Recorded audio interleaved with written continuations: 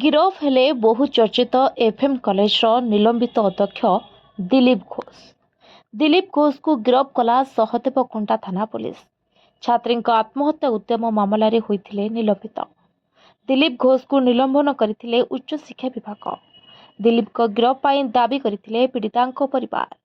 तेज Baleshwar FM college अध्यापकों द्वारा निर्यातित हुई प्रिंसिपाल द्वारस्थ होते जड़े छात्री हेले सेठारु बारंबार निराश होगा पर से निज देहरे निआं लगाई आत्महत्या उद्यम करथिले।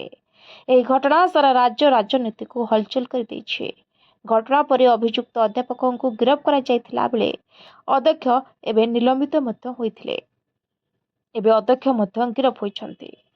सेपटे भुवनेश्वर एम्स हॉस्पिटल रे छात्री जनक जीवन सह करुछन्ति संघर्ष।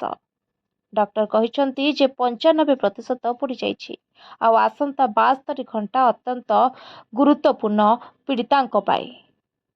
Bureau report, voice of Odisha live.